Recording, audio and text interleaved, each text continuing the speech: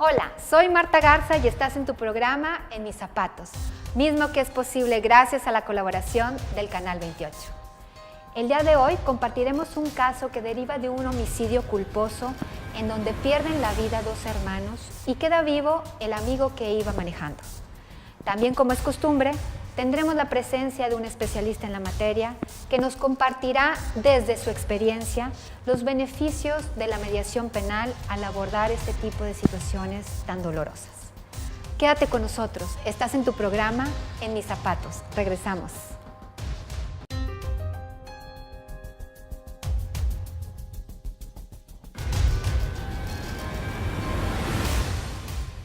Gracias por continuar con nosotros. Acompáñenos a ver cómo una madre de familia nos comparte la dolorosa experiencia que ha pasado al perder a sus dos hijos en un incidente vial. Veamos la siguiente historia. Muchísimas gracias por aceptar acudir y comentarnos el testimonio de la situación que usted vivió, que sabemos que fue sumamente difícil. ¿Nos podría comentar qué fue lo que pasó? Bueno, mire, ellos venían de vacaciones, habían ido de vacaciones, se fueron nomás 3 días, que los 2-3 días eran. Andaban con una prima y el novio de la prima. Lo único que sabemos nosotros es que mi hijo traía el carro de donde venía. Y este niño, Guadalupe, le dice, dame el carro porque yo vengo ya muy aburrido, muy cansado. Sí, ahorita te lo doy. Lo único que sabemos es eso, ¿verdad? Que ellos venían, no sabemos si fue un tráiler, no sabemos qué motivo se orió a que tuvieran esa volcadura tan fuerte, ¿verdad? Y pues ahí falleció mi hijo y mi otro hijo quedó muy grave. Y fue como hemos llegado a todo esto, ¿verdad? De que estuvo primero internado en la 21, después en la 6. Me lo dieron de alta, ya le digo, como a los 5 días de que me lo dieron de alta se volvió a poner malito. Me lo traje, lo internaron y a las horas pues falleció mi otro hijo. Y fue cuando dijeron ahí que tenía que estar yo hasta que no se diera todo como si hubiera sido el accidente. Porque había muerto por secuelas del accidente. Y estuvimos hasta las 8 de la noche, él murió como a las 4:20 y estuvimos hasta las 8 más o menos, hasta que fueron todos, perito y todos, la ministerial y todos, hasta que fueron ya. Me dijeron, tiene que presentarse otro día a reconocer el cuerpo al universitario. Y sí, me fui y allá estuvimos y una licenciada pues ya me mandó al C4 y sí, ya fuimos y todo y ella me explicó todo, ¿verdad? Que tenía que seguir esto y dijo, es que ustedes de primero habíamos desistido que no, pues no, ¿verdad? Eran amigos, eran conocidos, andaban, fue un accidente. O sea, nosotros nunca en ningún momento culpamos a este muchacho, ¿verdad? Fue un accidente como le pasó a él, le pudo pasar a uno de mis hijos. Pero ya me dice una de las licenciadas de acá, del universitario, me dice, es que usted no es que sea ni interesada, ni mucho menos, dice. Lo que pasa es que fueron 2 vidas. Y aparte de este muchacho, dice, usted estuvo, o sea, haciendo muchos gastos, porque todos nos pidieron que colchón inflable, todo lo que, para las llagas.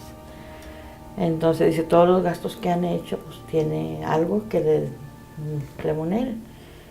Y nosotros pues no queríamos muy bien porque, como le digo, eran amigos desde niños fueron amigos. Quieran o no, ¿verdad? El caso tiene que seguir, por ley. Fuimos a la audiencia, el juez nos preguntaba que cuánto íbamos a pedir. Pues nosotros no, dijimos lo que la ley establezca, nosotros no estamos de que queremos tanto, no. Y ellos ya nos orientaron de que viniéramos con el licenciado Fabio, para que él nos explicara y nos pusieran, para que las dos partes se pusieran de acuerdo. Y sí, o sea, aquí nos trató muy bien el licenciado, nos explicó, volvimos a ir con la licenciada. ¿La Ministerio Público? ¿O la fiscal? Sí, la fiscal.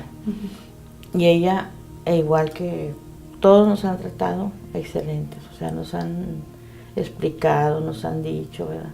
Ya ella nos orientó, como que Dios nos puso todo bien ahí. Y habló él con nosotros, ya nos explicó lo que estaba dispuesto a ofrecernos, ¿verdad? Y ya le comenté a la licenciada, pues es esto, dijo, si ustedes están de acuerdo, ahí que está bien. Y fue lo que vinimos con el licenciado Páez y él nos dijo que él hizo lo del acuerdo y ya fue. El muchacho que iba manejando fue el que se hizo responsable Sí. de los gastos que originaron. ¿Y Exacto. cómo fue ese proceso cuando lo vio? ¿Había tenido oportunidades de platicar antes con él? Mire, yo verdaderamente platicar así abiertamente con él, no. Así lo saludábamos, como siempre que llegaba, ¿cómo está doña Gilio? Pero que yo, hablar abiertamente con él, no. Nunca nos dijeron ni cómo pasó el accidente, nada. Nosotros estábamos en blanco, no. Y todavía hasta la fecha yo no sé ni cómo pasó. Y no quiero preguntar porque para mí es muy duro, le digo, ya no voy a resolver nada. Ya mis hijos no los tengo, le digo, no voy a revivirlos, ya. Por eso ya, también para evitar pues tanta vuelta para allí y para acá, digo mi esposo ya, que quede lo que él pueda dar y ya. Si está de acuerdo a la ley. Y fue lo que hicimos, ¿verdad? Y sí hemos hablado con él, pero como digo, nomás saludarlo.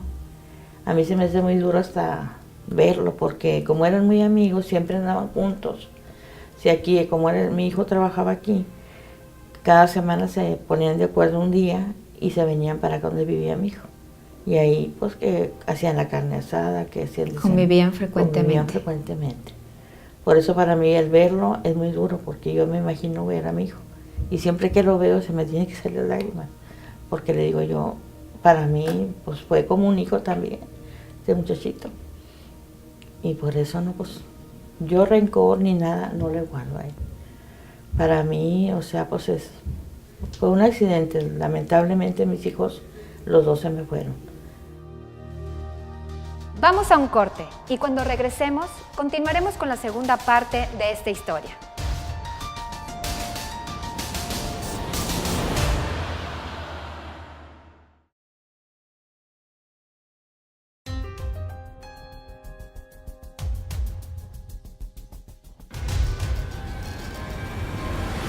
Que es muy difícil, bueno, perder 2 hijos, ¿verdad? ¿Qué edades tenía? Mi hijo, el más chico, tenía 20 y mi otro hijo tenía 26. Muy jóvenes. Sí. Cuando comentábamos que pues, la ley natural siempre piensa que uno se va primero antes que los hijos, ¿verdad? Sí, eso siempre hemos pensado. Por eso le digo yo a gente, ¿verdad? Así que a veces se enojan, ay, que es. Le digo, no, quiéranlos. Le digo, no hay como quererlos ahorita que los tienen bien, a ellos bien, porque es muy duro no tenerlos ya. Le digo, es muy duro. Y no digo por experiencia, le digo, ves las fotos y quisieras tenerlos, ahí contigo. Sí, no sé. ¿Y cómo está viviendo ahorita la ausencia? Pues no le digo que tengo días en que ando muy bien, pero hay días que todo el día estoy... muy pesado, porque por decir los jueves era cuando mi hijo descansaba y se iba. Le decía, mi hijito, no te vayas en la moto, es muy peligroso. Gracias a Dios nunca le pasó nada. Y oigo una moto, pues sí, en jueves, y digo, se me viene eso a la mente, digo, ahí viene mi hijo. Y reacciono, digo, ay, sí, ya no estás, hijito. Para mí, nunca se me hace que no vamos a salir de esto, ¿verdad? Pero ahí vamos, le digo, tengo que echarle ganas. Yo tengo otra hija.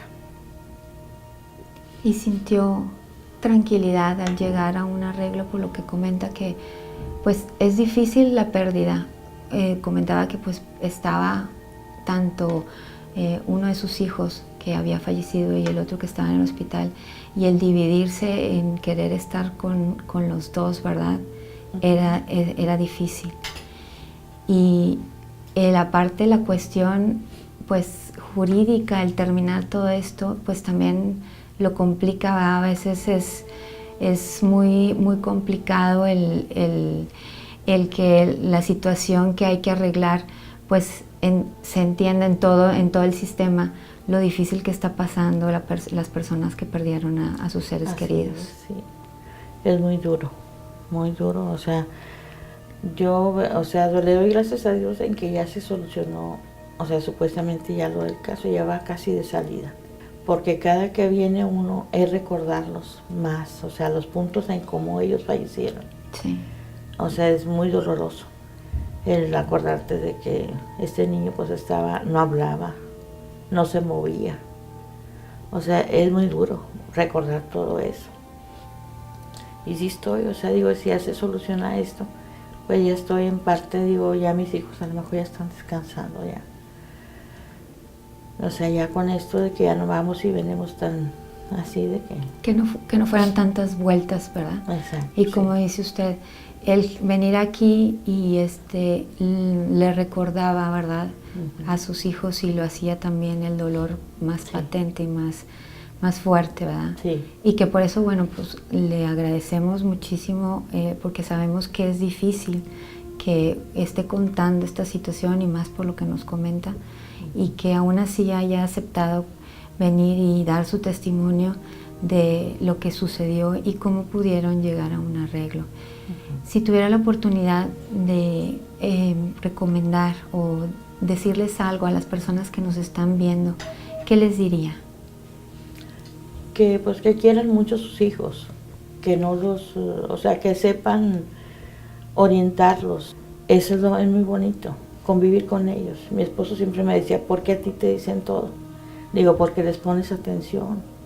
Desde que llegan y levántate con ellos. Siéntate, escúchalos, no los regañes. O sea, ellos tienen un motivo a veces, o sea, para hacer alguna cosa que es indebida, pero es porque no les pones atención. Pónganles atención a sus hijos, ahorita que los tienen en vida. Porque el no tenerlos es muy duro. Y eso es lo que le digo a los padres, pónganles atención a sus hijos. Que les den consejos, se sienten con ellos en la mesa. Es muy bonito convivir con ellos. Y que te tengan esa confianza ellos a ti. Claro. Eso. Pues muchísimas gracias. De nada, licenciada. Estamos para servirles. Gracias. Acabamos de ver lo difícil que es perder a 2 hijos y más aún cómo se complica el tener que estar involucrado en un proceso penal en donde todo implicaba recordar a sus hijos cuando todavía no había tenido la oportunidad de llevar su duelo. Incluso pudimos escuchar cómo ella expresaba que era muy difícil abordar la situación con la persona responsable del homicidio culposo. Esto debido a que lo consideraba como un hijo, ya que sus hijos convivían con él desde que era pequeño. Vamos a un corte y cuando regresemos platicaremos con un especialista en la materia que nos dará su punto de vista. Estás en tu programa En Mis Zapatos. Regresamos.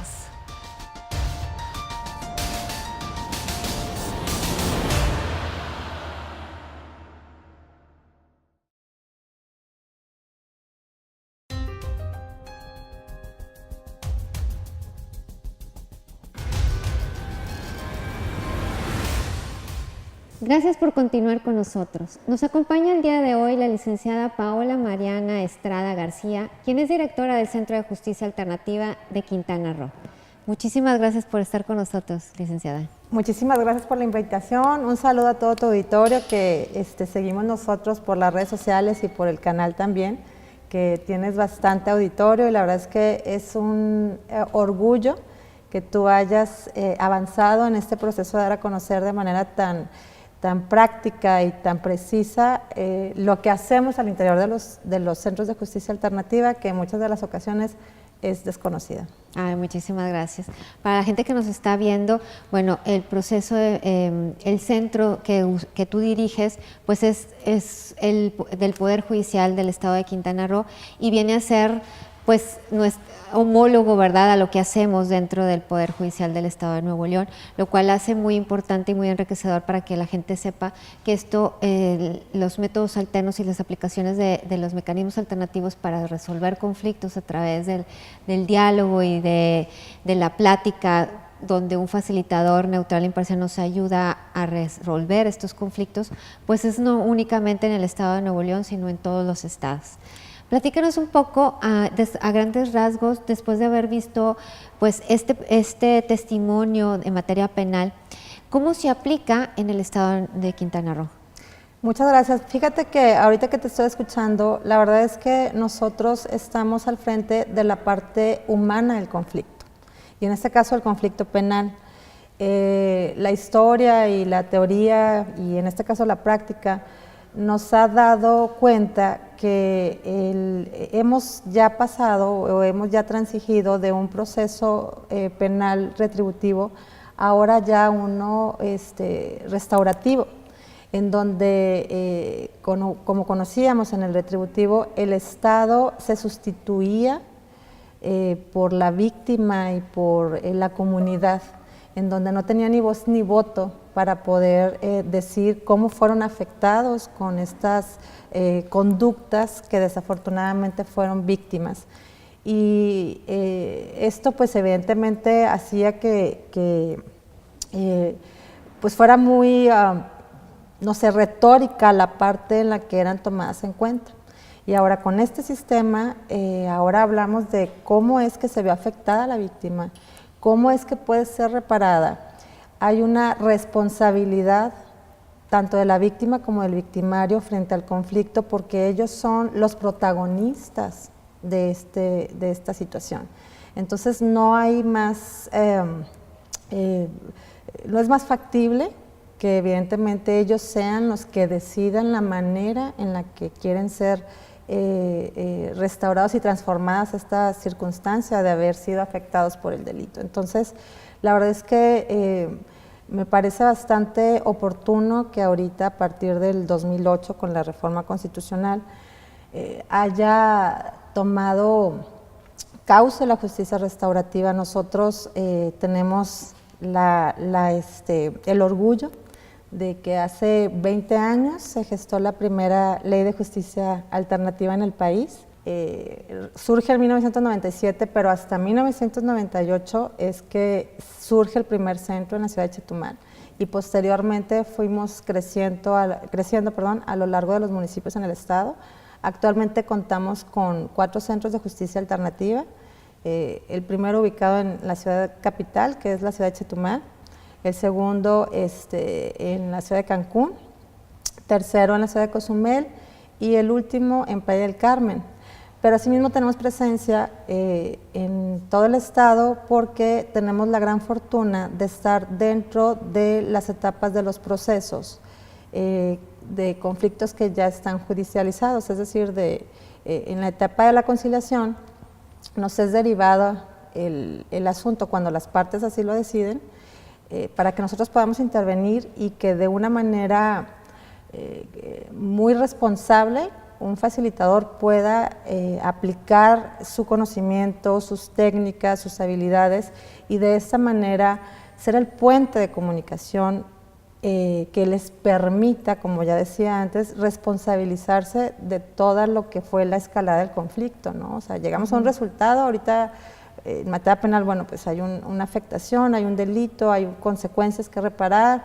En materia familiar, bueno, hay familias que evidentemente al ser tratadas bajo este tipo de mecanismos pueden, primero que nada, hacer conscientes qué tipo de patrones se están repitiendo de familias de origen, y que no queremos que se repitan en esta familia nuclear, ¿no? En esta familia que ahora estoy yo decidida a compartir, y que evidentemente pues no dieron un buen resultado, ¿no? Entonces, obviamente la materia civil con estos mecanismos que permiten hacer una negociación asistida, con un proceso equitativo, neutral, imparcial, consensuado, en fin, muchos beneficios y bondades de aplicar esta justicia que ya ahora sabemos está siendo llamada justicia adecuada, o esta justicia que le permite a las partes tener este acercamiento.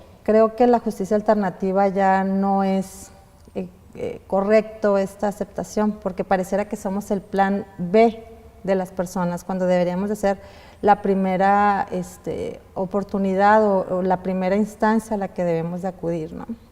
Y efectivamente eso es muy importante, o sea, el cambiar o el crear esa cultura de si tengo un problema, primero me siento a platicar, a negociar, y en caso de que no nos podamos poner de acuerdo, bueno, pues existe la segunda instancia, que es la que conocemos como normal, ¿verdad? Exacto. La justicia tradicional de acudir ante un juez, Exacto. demandar o denunciar, que bueno, cuando se ha cometido algún delito, pues es importante que se lleve un proceso dentro de una denuncia, una querella. Sin embargo, es importante resaltar que existen las posibilidades de llegar a un arreglo como un acuerdo reparatorio, un plan de reparación del daño o abreviado, ¿verdad? Donde puedan acordar y responsabilizarse de los hechos ocurridos, ¿verdad? O de la comisión del delito sucedido. Claro. ¿Qué ventajas se puede ver a raíz de las experiencias que que has tenido en los procesos penales con las partes? Bueno, primero que nada, la verdad es que hay que tener claro que esto no es una puerta giratoria, o sea, el proceso penal, en este caso apoyado con la justicia restaurativa, no es una puerta giratoria para que las personas que delinquen o los victimarios tengan un acceso muy fácil a reparar el daño y que el delito se quede impune. La intervención del facilitador siempre va a tener este encargo de que haya una conciencia en el victimario del daño que ocasionó, que haya un arrepentimiento y que definitivamente haya una reparación. Es decir, no se busca el que no se responsabilice de los hechos cometidos, sino al contrario, que se responsabilice y que repare el daño. Así es. Fíjate, en nuestro país, por ahí la última estadística que tuve en mis manos del 2016, se hablaba de que había aproximadamente 379 centros penitenciarios, de los cuales alrededor de 157, es decir, un poquito más de la mitad, tenían sobrepoblación. Entonces, imagínate que dicen los expertos que si 1 de cada 4 delitos se beneficiara por una salida alterna que tiene que ver con la intervención de nosotros, como llegar a acuerdos reparatorios o un procedimiento abreviado, como lo mencionabas, pues evidentemente bajaríamos este índice y tendríamos una sociedad más sana, tendríamos una sociedad que nos permitiera esta responsabilización, pero además esta posibilidad de hacer práctico que no todo es punitivo, o sea que si lo llevamos por esta dimensión de una salida alterna, la gente se beneficia aún más de las consecuencias, en este caso, pues negativas del delito, ¿no? O sea, se le da esta giro de 180 grados o de 360 grados de dar otra dimensión de lo que está Y es que estamos hablando de la reinserción, Así ¿verdad? es. De la reintegración. Así es. Y de hacer patente a la persona que cometió el delito. Bueno, estamos hablando de casos de cuando son dolosos, por ejemplo, que cometieron un delito y que no es, o sea, qué mejor que ver cómo la vergüenza reintegrativa, como viendo el daño que se ha causado o que hemos causado, que ha causado a las personas y el alcance que ha tenido en el impacto en su vida, y que crear conciencia de no volver a hacerlo. Eso yo creo que es la mayor ventaja que pudiera suceder en un proceso restaurativo. Claro, y yo creo que es nuestro objetivo y nuestra finalidad, que evidentemente no solo abordemos la reparación del daño económico, sino que también, primero, antes de pasar al económico, hablemos de la reparación del daño emocional. No, pues con este ejemplo, claro que nos queda claro a todos los que estamos dentro del sistema, bueno, todas las ventajas que vemos, que son los intangibles que no se pueden ver en un papel, ¿verdad? No se pueden plasmar en un acuerdo reparatorio, aún y cuando es importante tener un acuerdo reparatorio donde se sancione se autorice por el juez o por el Ministerio Público, dependiendo en qué etapa se encuentre. Exacto.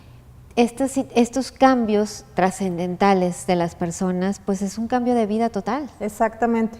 Y al final, como dices, te quedas con esa gratitud de que esto verdaderamente tiene otras consecuencias en nuestros usuarios y que la gente se lleva pues ese plus, ¿no? de recobrar la seguridad y de recobrar, perdón, la confianza primero en la institución, porque se sienten que verdaderamente se hizo justicia, pero además con la seguridad de que esa persona que desafortunadamente en algún momento ocasionó el daño no lo va a volver a hacer. Sí, es como un proceso también de sanación para poder terminar tu duelo, ¿verdad? Cuando has sufrido. Tú bien lo comentabas ahorita, cuando has sufrido un delito, no nada más te privan de algo, o sea, a lo mejor físicamente o materialmente, sino que te privan emocionalmente de tu tranquilidad, de tu seguridad, de ya no quieres volver a pasar por esa calle si te sucedió en ese lugar, o ya no te estacionas en el mismo lugar, cambias de rutas, ¿verdad? Cambias de actividades, dejas de disfrutar cosas para no salir, o sea, es un cambio total. Exactamente.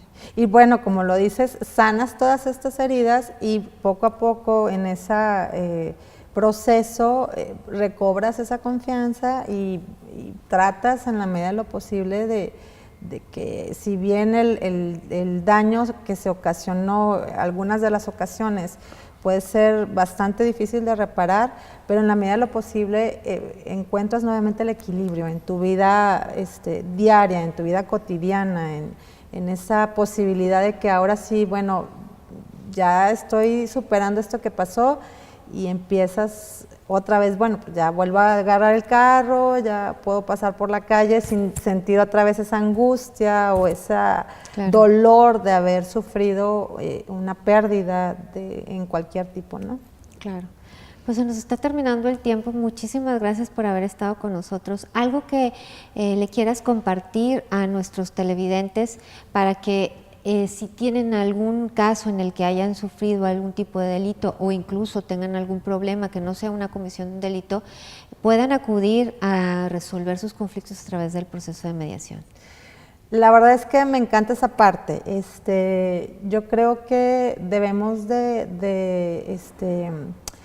aprender que la justicia sí está en nuestras manos, que sí hay finales felices, que las situaciones adversas por las que a veces atravesamos a lo largo de nuestra vida tienen otra cara y que por lo menos todavía no conozco a alguien que haya salido perjudicado con un proceso de resolución pacífica de conflictos.